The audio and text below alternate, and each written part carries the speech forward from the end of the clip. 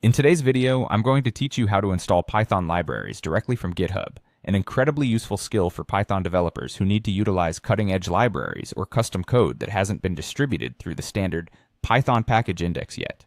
This process will only require a few simple steps to accomplish, and you'll be up and running with code directly from a GitHub repository in no time.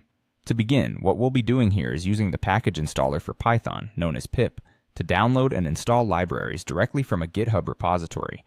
This can be particularly handy when the library you need is either too new to have been uploaded to the Python package index, or if it's a custom library that is shared on a public repository.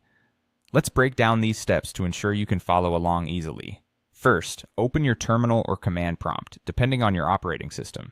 It's important to have Python and pip already installed on your system, as pip is the tool that will facilitate this installation process for you. If you haven't set that up yet, it might be a good idea to pause the video, ensure you have Python and pip installed, and come back when you're ready.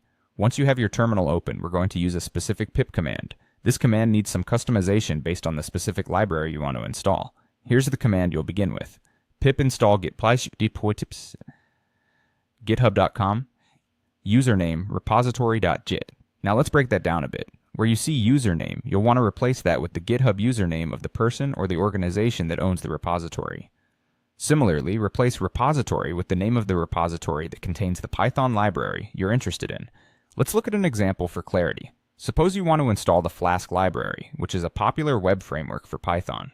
Flask is available on GitHub under the pallets organization. In this case, your command would look like this. Pip install github.com pallets flask.git. This method downloads the code from GitHub and installs it on your computer. Once you've tailored the command for your desired library, press enter. Pip will then download the library's code from the specific GitHub repository and handle the installation process for you.